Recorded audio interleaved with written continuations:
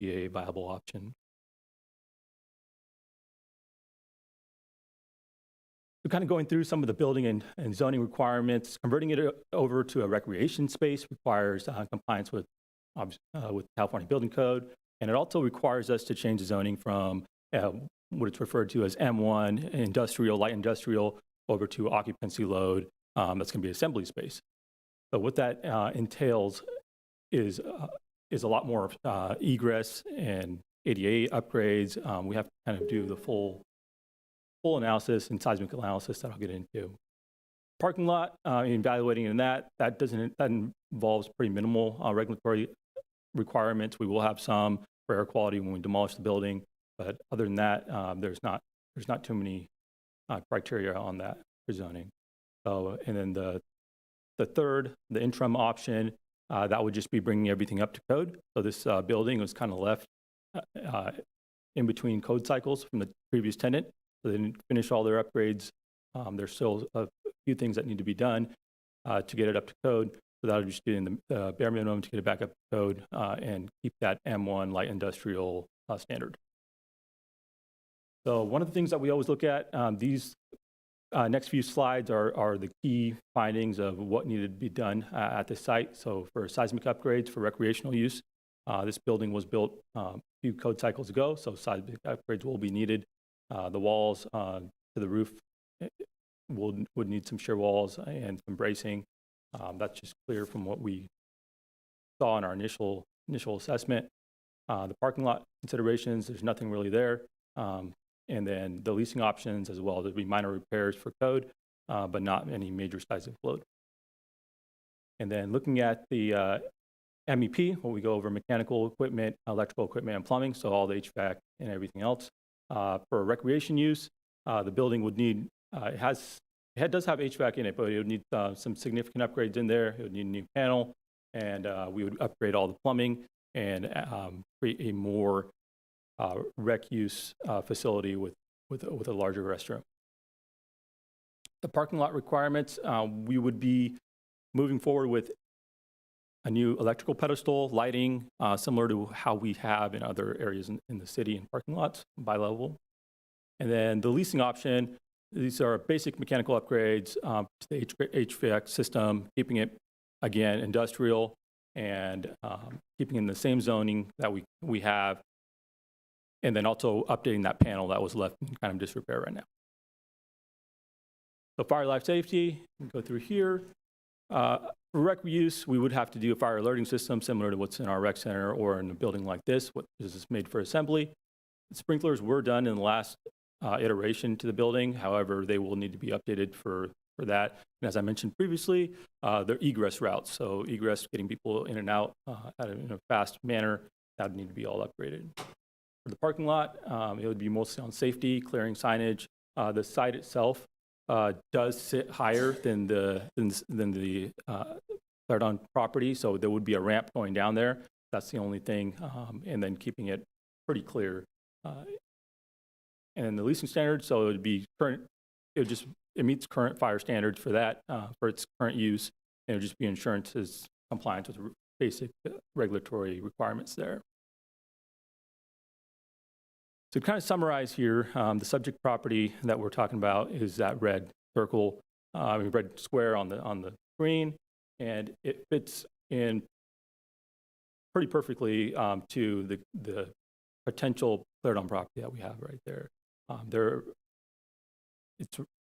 And everything that we have in this analysis points to it does make sense. To buy this and use it for either of these purposes.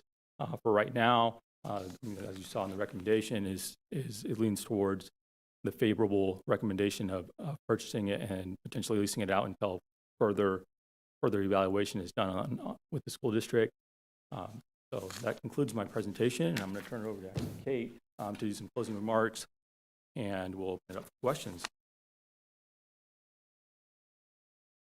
Thank you, Jay. So in regards to the financial feasibility of this property for tonight, so your role is you do not have to determine the financial feasibility. That is something that we will work with our finance department and our city council. I have been able to verify there are various funds that would be eligible to purchase this property, such as certain tax measures, Measure N, Measure G, as well as park impact fee. And I want to kind of clarify what park impact fee funds are for.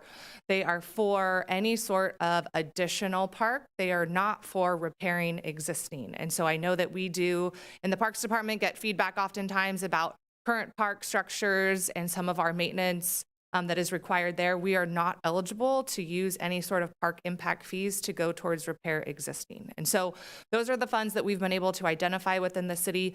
But please note that's not the goal of this evening's discussion. If you have specific feedback about the purchase, about the property, about potential uses, that's why we're here, and we want to collect feedback from you all, and then we will take that information and share it with the city council, because ultimately in December 4th, that's the date that we are targeting for city council's final approval on this property. So with that, I will go ahead and open it up to any questions. All right, do I have any commissioners that have any comments? All right. Commissioner Archuleta.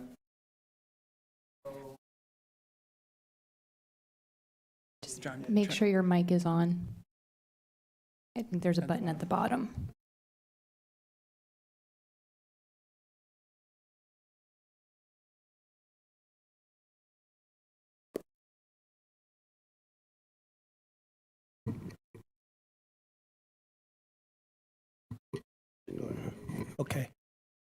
Okay, so we determined that purchasing this property over here would improve the mobility and connectivity. And we're specifically, I think, talking about to be age-friendly, be more age-friendly towards our seniors, to be able to give them access to the park and improve it for them to have use. But of course, we're not talking about at the cost of anybody else for that property, correct? Yeah, by mobility and connectivity, it's not age dependent. So I am referring to the fact that there are limited entry and exits to this property. We know firsthand going through the design with Bright Park. So to give you a comparison, Bright Park is a 24-acre park, and we are putting in over 200 parking spaces, and we are still unsure if we will have enough if we program that park completely. So when you look at this property, that is one thing that we looked at and we said, oh, do we want to take up green space and park space by more parking lots?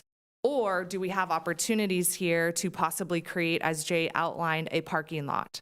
We wanted to do the due diligence to look at the building as well to figure out if that was a wise decision. But when I talk about mobility and connectivity, I'm really talking about travel paths to and from, making sure that there's multiple ways to get in and out, knowing that how large this park is and how much could be going on at it. Right, so I was looking at determining what we were thinking about was the use of the people that enter in that community, right? And so the area that we're looking at is mostly commercial or all commercial over there. Right now, the way in, I think, is a one-way, so we would be probably changing that to add so that anybody else coming, say, from the south area over the Palmadesi Bridge would be able to make that turn or come down, continue down, I think, I'm not sure what that road is, and then make their right to come in to an additional parking lot. Okay. We could, and I think as part of our process, as always, we would be getting feedback from the residents that are in that area. By creating parking, let's say in a different area, could we rethink and redesign some of the current spaces? Yeah, because I know that area right there on the roads is pretty beat up from truck use down there. So we would have to also include and think about maybe repairing those roads that are back there as we access a possibility of having a parking lot there, or maybe indoor sporting or something like that you discussed earlier. Absolutely. And I also want to emphasize, too, that Washington Unified is committed to this, but they will also be utilizing this property. So that is part of the joint collaboration. So some of the buildings they may need to still utilize. That will be up to them. I cannot speak on behalf of what they are necessarily planning, but I do know enough that they are not planning to fully vacate the space. So part of this collaboration will be continuing to work with them. Do you know if they would be willing, say, to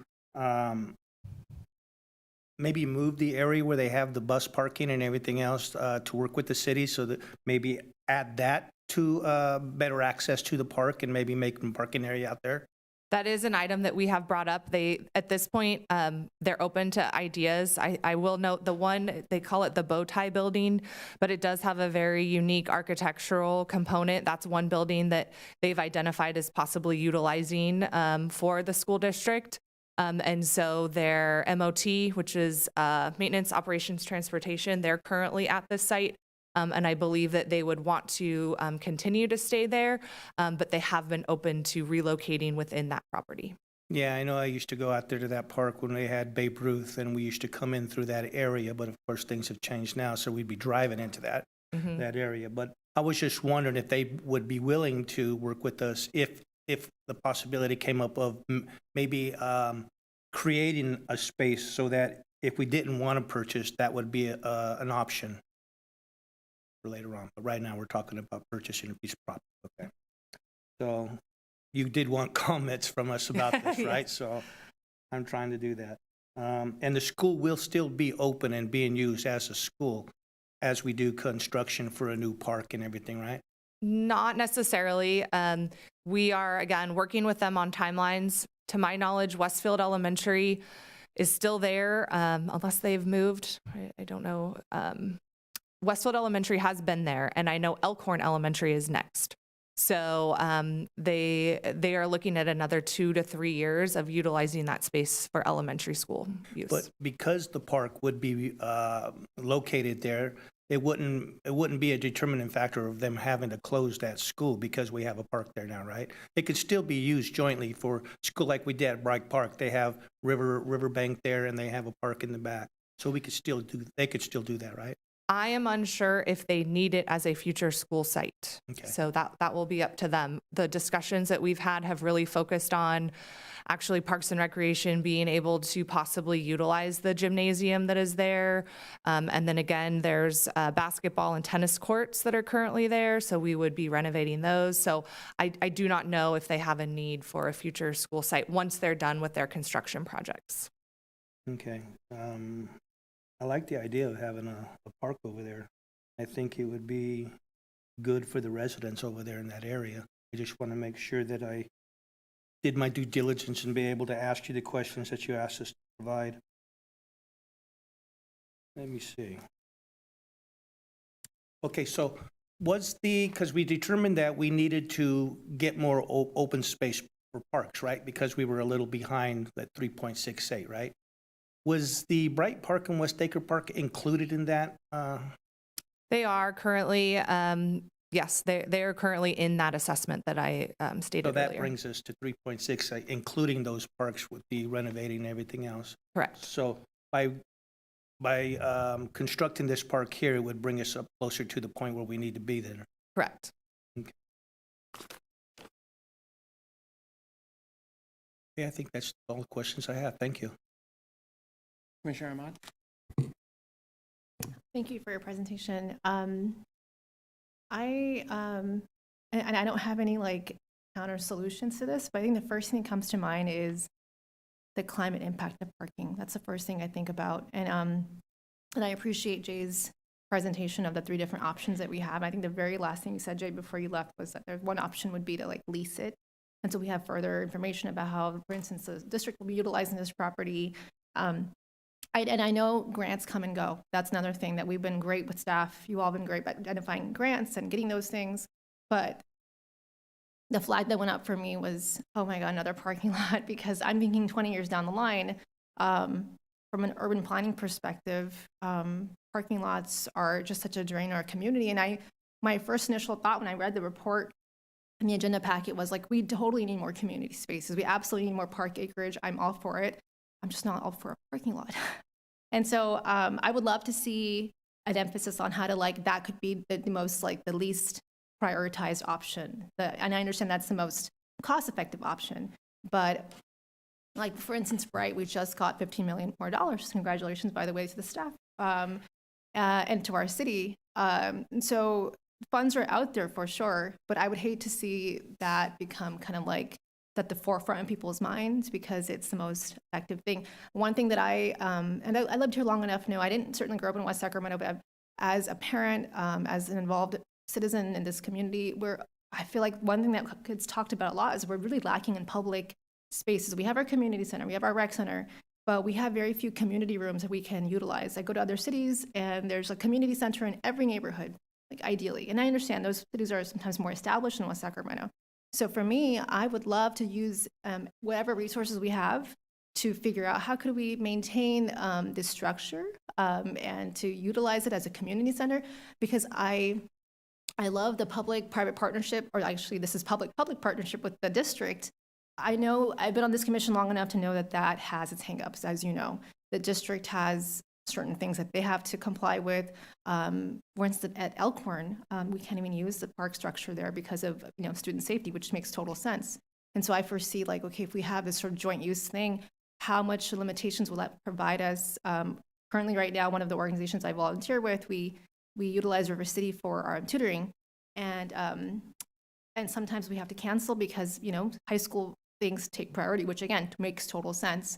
Our city is growing, and so for me to have more like sort of city exclusive spaces would be, I think, a great potential for us to then have spaces for our community to have places to gather, have be able to celebrate, do whatever. We just saw the shutting down of the Bright Community Center, which I understand was not public, but it is a huge loss for the community. It was something that was needed and it's important. So my takeaway is that like let's de-emphasize parking lots if we can. I'm thinking like, again, I'm by no means an expert, but from my like basic understanding is that like hopefully we will be able to staff and our state, our federal government maybe will be able to help us with monies in the future. And hopefully there's innovative ways to think about parking. I know it's a challenge. Like I have on my own, just like barely scratched the surface of what parking is like. And everywhere, and other cities that I've been to, I have a friend who's an urban planner in Portland, and there's no solution. It's just like, it's a complete abyss. Parking is really hard. So I don't want to de-emphasize like my empathy for what a challenge that you'll have to face. But yeah, from as someone that is concerned with the climate, I'm like, oh, parking. So that is my 2 cents on it. And I think Commissioner Archuleta helped answer this question, but I think I want to understand it correctly. With the park acreage, with the parking lot, for instance, if it was developed as such, would that count towards park acreage? And do currently the parking lots count towards park acreage as well? They do. It is classified as part of the park. Got it. Okay. And I was just, and this is, again, a tangent, and you don't have to answer it, for instance, if it's like, oh, this is a long-winded answer. What examples of parking solutions is our city looking at with similar sized cities where it's like, hey, we are thinking about this, and this could be an option for parking in the future? I don't know. I might look to my colleague to answer that. I can say, thank you for your feedback. I think for me, one of the takeaways is that as we look to the future, being innovative and working with our transportation and planning department to figure out what are alternative modes of transportation and what does kind of this next phase of transportation look like for our city. As you noted, we're not the only city that's obviously dealing with this. So, but I think that's great feedback. As far as like where we are today, I might turn it over to Jay because he is working on various parking projects here with the city. Thank you. And kind of to reiterate on that, so one component in this project that could alleviate some of that is a Sycamore Trail. So that runs right by this. That's a great avenue for people to use alternative modes of transportation. In this case, it would be walking or biking. You can now cross over Highway 50 and get access to the site. So and then continuing on for the trail, it would be going on to the right-hand side of that and going down further into our city. So currently, our approach to that is supplying a substantial amount of other ways of getting to the park or getting to the amenity. Also, even with, like for Bright, an example is trying to work with neighboring, in this case, it would be the school district as well. Over there was the school district as well, utilizing existing parking lots that are in the area and trying to collaborate on those. that's kind of what we do right now. Thank you. One more question, and it's had to do with, you mentioned tennis courts. And those are existing. Can you point out in the map, because I don't see it on my screen right here next to me, where are those exactly? So the tennis courts, you can see the solar panels that are kind of on the south area of the park there, which is the rows. To the right of that, there are basketball courts directly to the right, and then right above that are tennis courts. Got it. And those would still be within the joint use between the district and, Yes, that would be our goal, yeah. okay. And those are not being, like, that's not being discussed right now because those are included in the Clarendon property, correct? And so we would still have access, regardless of purchasing this property or not, we would have those in the future whenever we are able to like develop the park. Yeah, so currently the 1100 Clarendon is not part of our joint use facilities agreement. And our goal is that we would add that in the future. And so in order to better prepare for that, the 2286 Del Monte property is what the city is looking to purchase. Got it.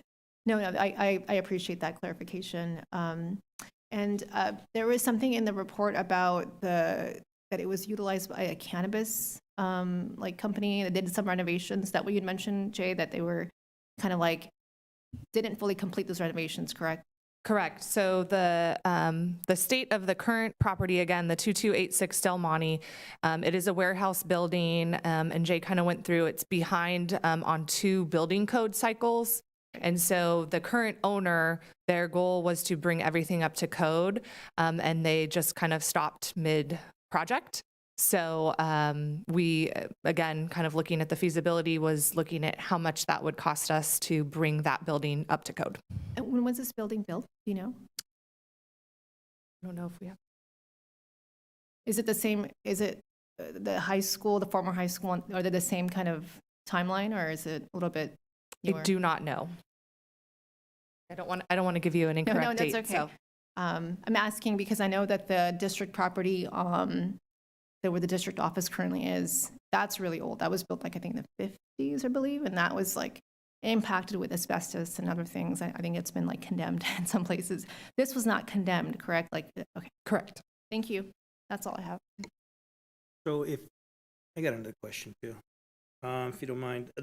Currently, okay, before it was going to be used by the cannabis business, right?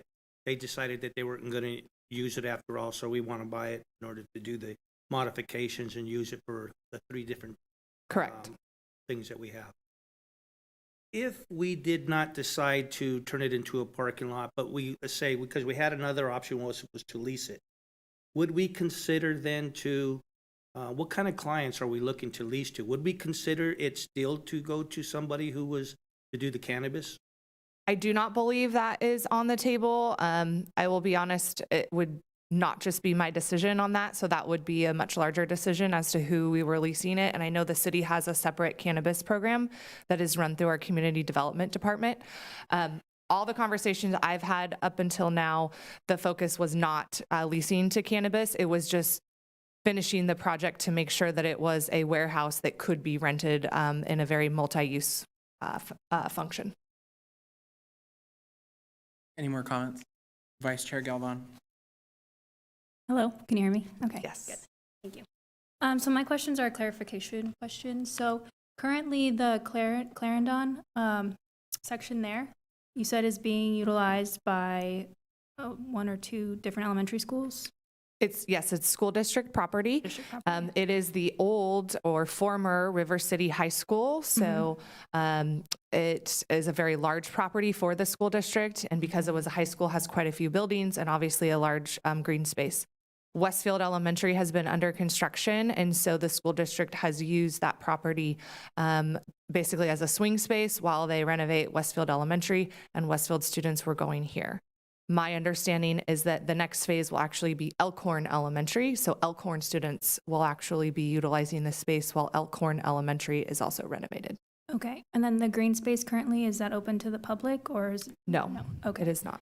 And then we don't know like how long the school district will be using that campus? Most right? likely 3 years. Most likely 3 years? Yep. And then at that point, you had said, I think, that they'll work together with the Parks Department to be able to come to an agreement to utilize that space as a public park? Yes, that's our goal. So again, we have the commitment by the school board as well as the city to work together on that. But right now that's outlined in a letter of commitment. So we do not have an actual contractual binding agreement with them. So that would be kind of the next phase of this is discussing what a project could look like and then outlining that between the two entities. Okay. So if they somehow needed that space for much longer, then we would probably utilize this purchase of the, oh my goodness, the other space, not Clarendon, Del Monte space, for probably not a parking lot, but something else. We would have to look into it. So again, if we kept the building and we renovated it with recreation amenities, there would be investment that we would have to look at if the city wanted to invest and what kind of value we would get from that. The recommendation that Jay kind of outlined was because this project will take probably 3 to 5 years to really design and construct.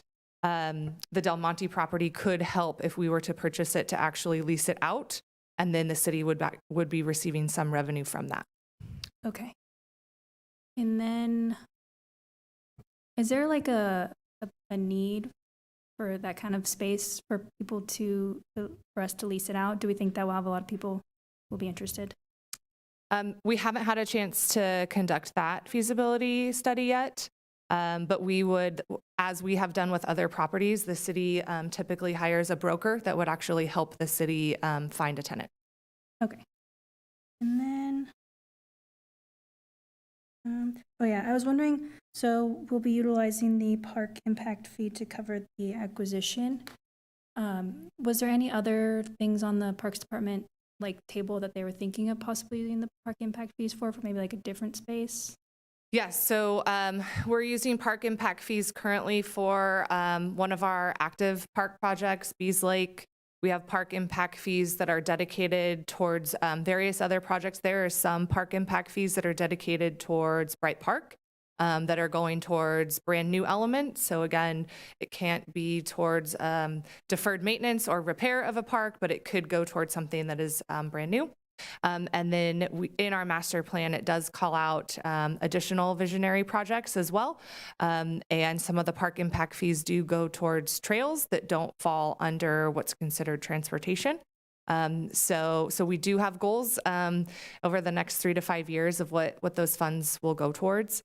That's something that we continually monitor and make sure that we have the funding in place to go towards whatever projects that we're planning.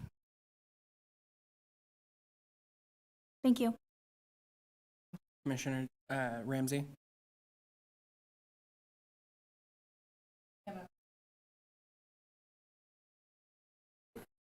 There. Yeah, it's on. Is it on? Yeah. Hi.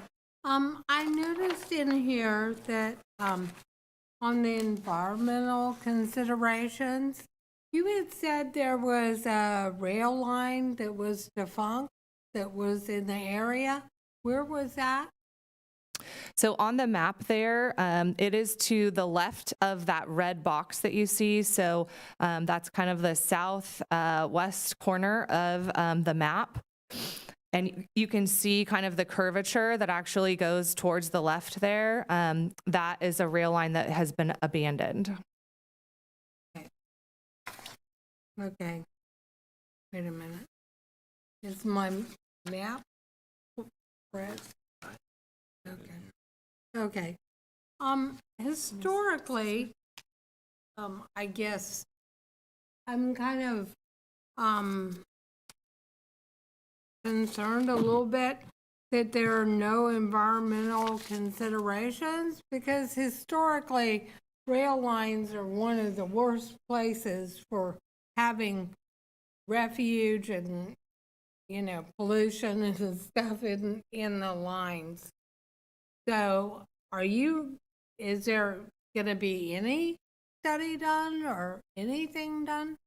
So with the property, and I'm sorry, I'm going to look at our secretary to help me get the map back up here. I tried to use this as a pointer, and it doesn't have a pointer on it. So with the, does it have one?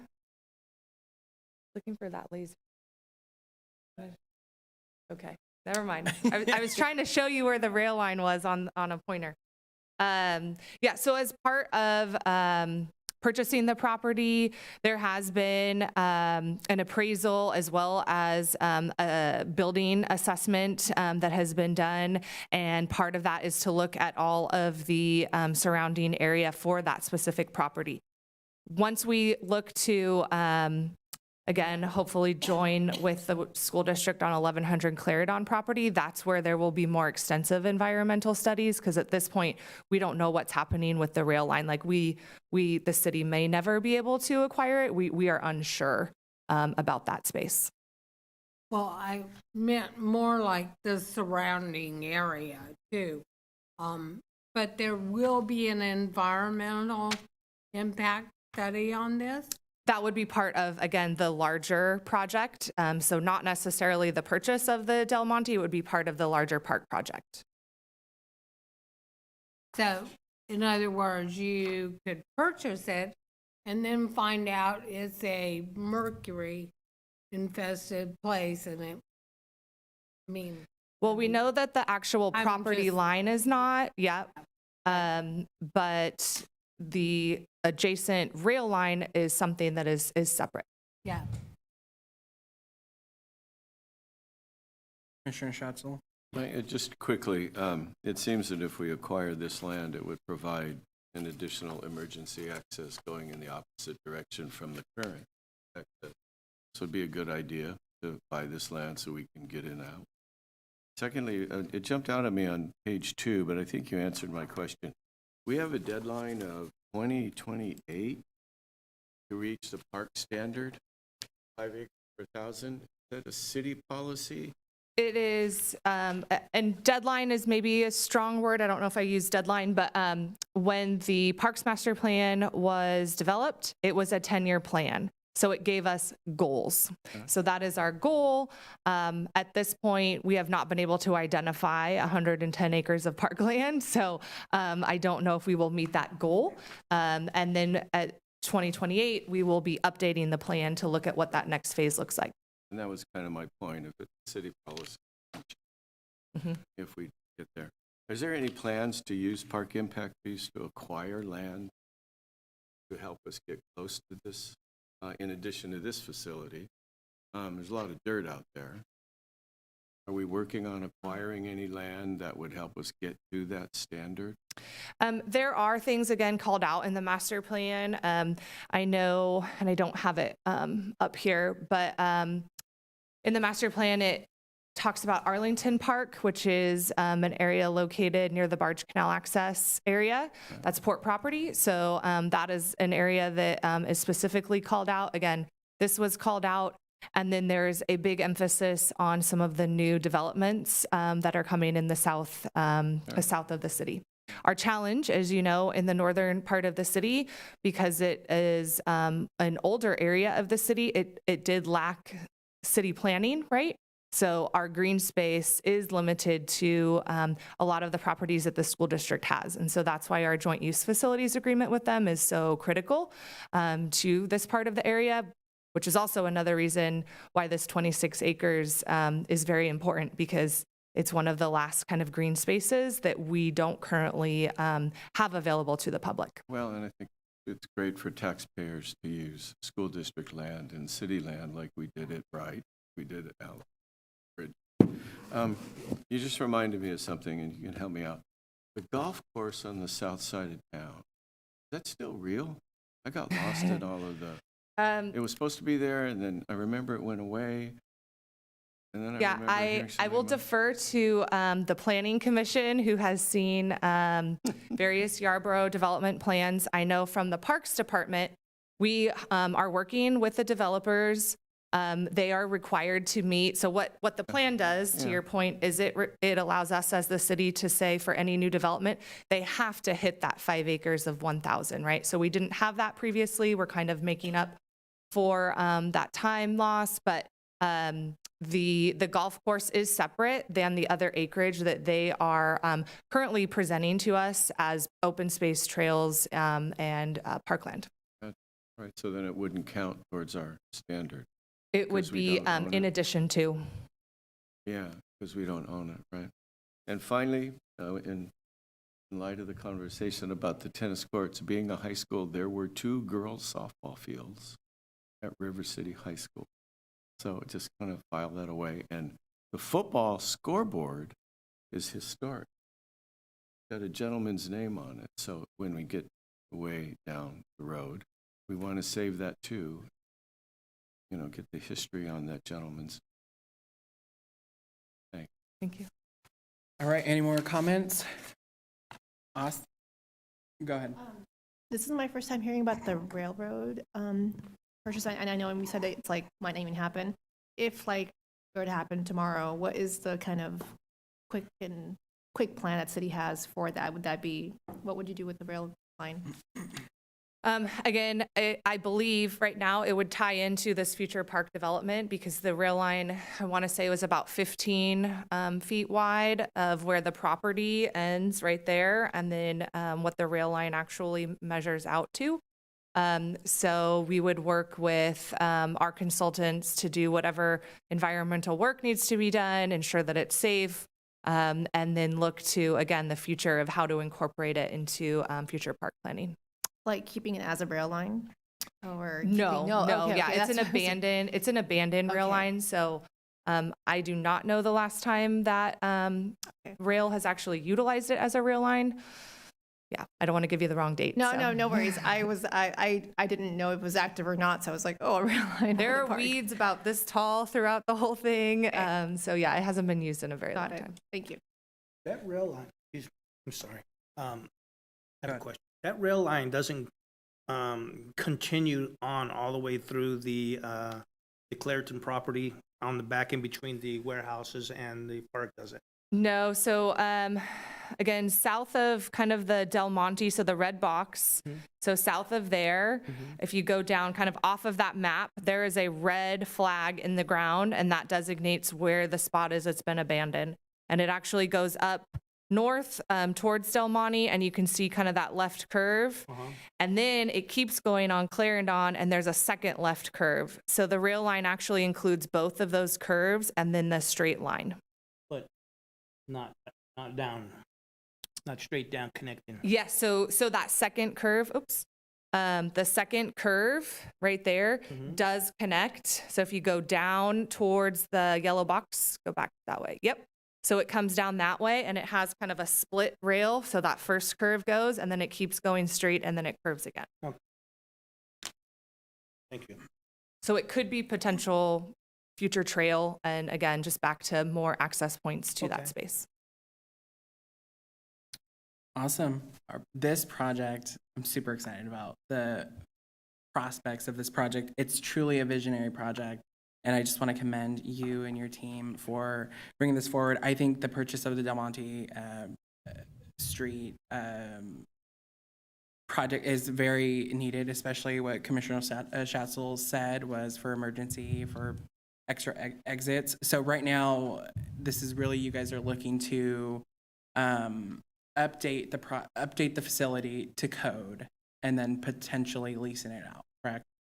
Yeah, so immediate for tonight is collecting feedback, which I really appreciate everybody's feedback. We will share this feedback with the council, and their decision will be to follow through with the purchase by December or to walk away from the property. And then our job has been to present to them and you all, if we do purchase, like, here's why we think we should purchase, and here's potential options.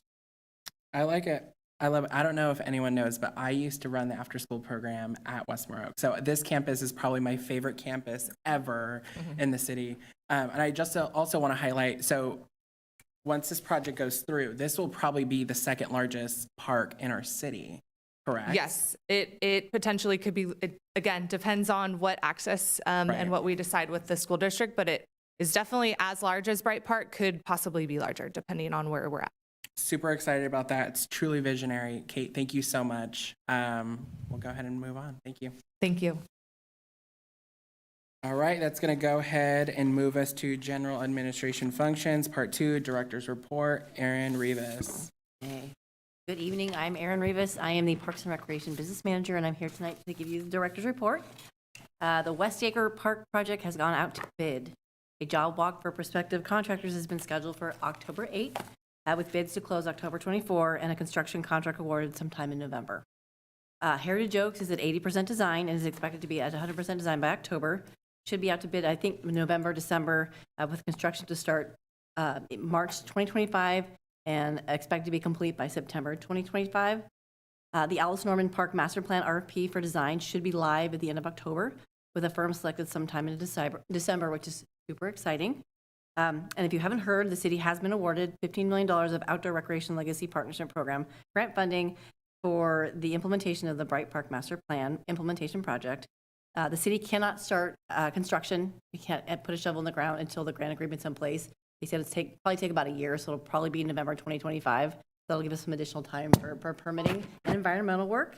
The next stakeholder meeting, what? Could you take a breath, please? You're like, I talk too No, but fast? seriously, I want to make sure I got this right, and we didn't miss it. Congresswoman Doris Matsui was important in getting that funding as well, right? She was very supportive. Yes, she offered letters of support, but staff really, Yeah. we're a great team. No, Great team, but she did. I just didn't want to miss that. No. She was a Okay. huge advocate and supporter.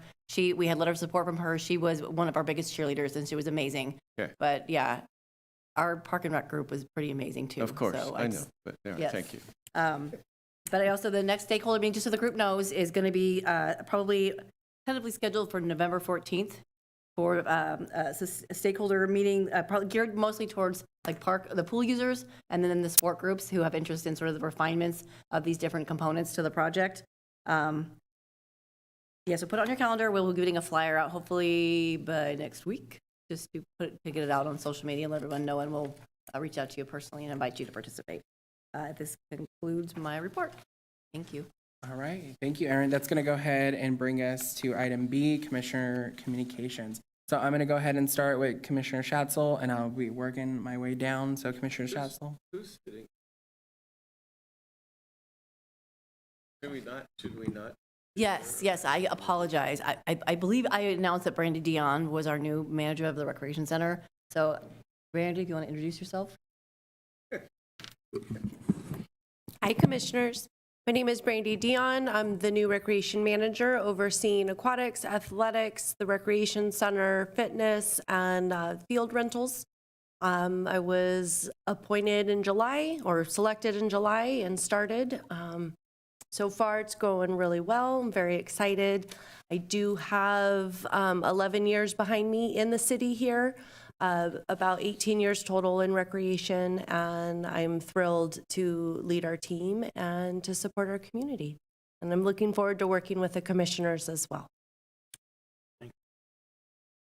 All right, Commissioner Schatzel, any communications? Just one report. My Rotary Club happened to be doing a fundraiser, right? Selling beer. You know all about that. But I was eavesdropping on a conversation that is germane to what we're doing. There's a woman who was talking to a guy next to me, and she said, "Nah, we still live in Woodland, but both my kids just moved to West Sacramento, and both my kids love it. It is bikeable, it is walkable, the shopping is there, schools are there." And I asked her, "Well, where do you live?" She said, "Well, you know, there's all these oak trees." I said, "Oh, well, we're going to build a park." She goes, "Oh, my kids love it there." So I wanted to share that with everybody, that the vision of all this stuff that's coming together, at least there's 2 kids, 2 families that are all excited about being there. So thank you. Amazing. Commissioner Ramsey? All I was gonna mention is tomorrow morning, I'm gonna be at the Yellow Commission for County Commission on Aging and Adult Services. And that really should be included in the request, the age-friendly action plan for 2024. So I'm hoping to make an appointment to speak with John maybe sometime next week so that he can tailor it more toward Yolo County instead of its World Health Organization right now. And not that I'm not interested in what's going on in Norway, but it doesn't pertain to us as much as some of this information that is at his fingertips if he looks in the right place. And I'm sure all these people would be more than willing to assist him. All right, thank you, Commissioner Archuleta. Well, I just wanted to say thank you for providing me with the hard copy for the age-friendly action plan. I thought it was very interesting. I thought it was well put together and very informative. The only thing I had to request was what we were talking about earlier, maybe reaching out to the HSSA and acquiring maybe the latest report that they did on by Brian Vaughn for the life expectancy survey they did and the quality of life, and maybe thinking about that to possibly include in this planning too, because I thought that had very valuable information too. Thank you very much. Awesome. Commissioner, Vice Chair Galvan. Thank you. I don't have any commissioner communications. Awesome. Commissioner Ahmad.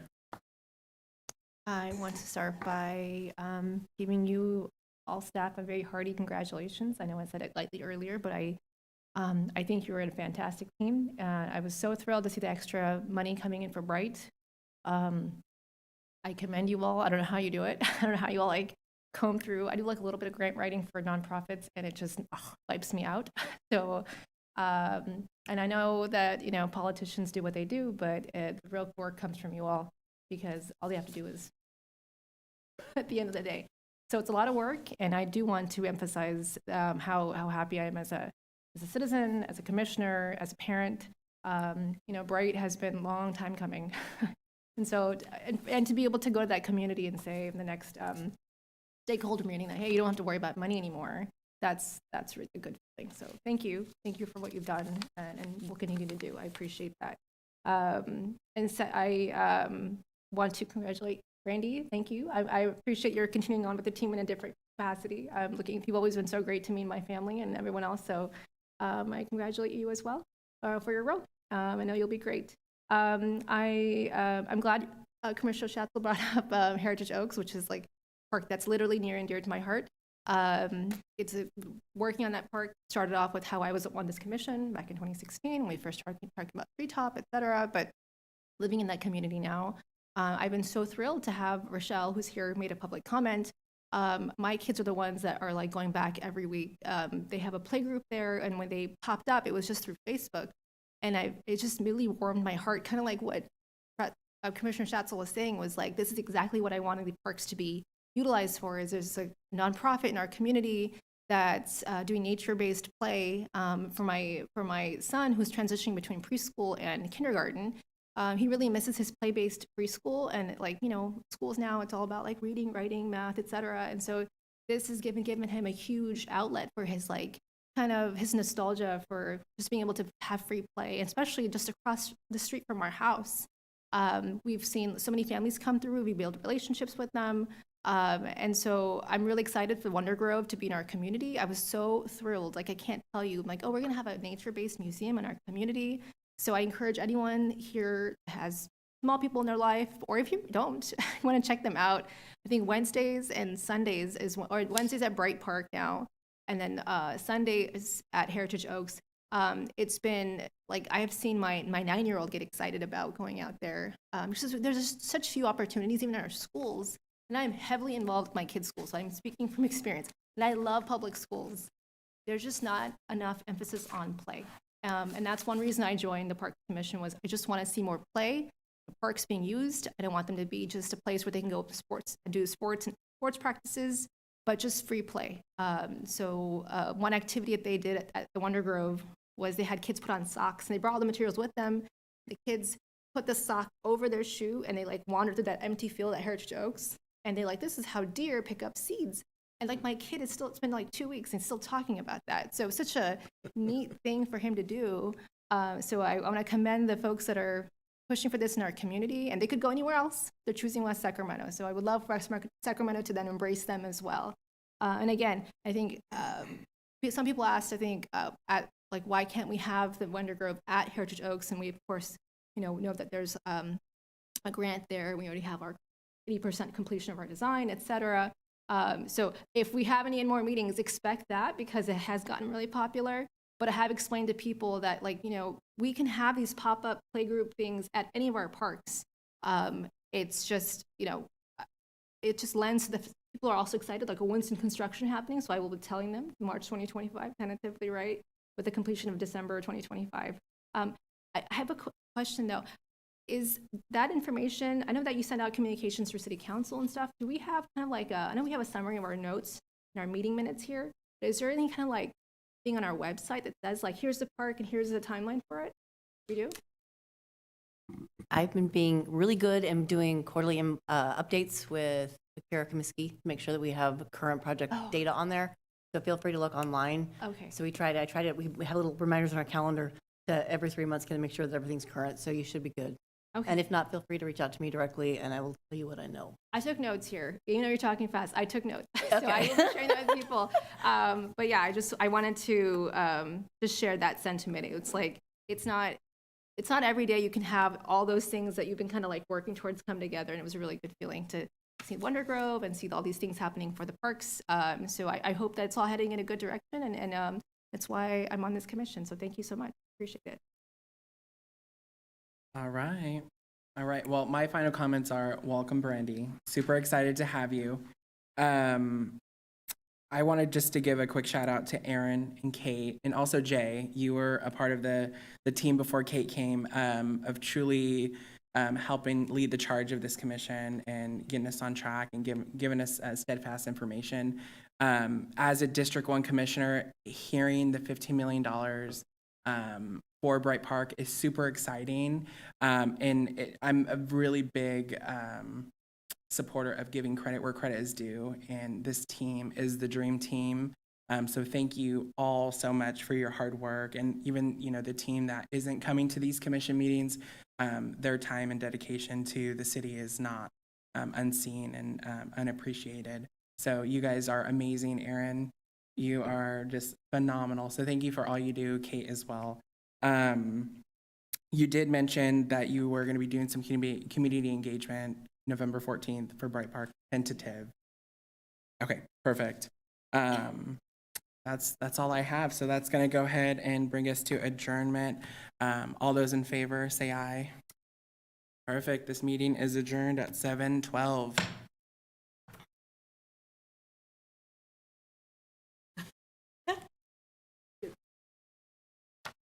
Input.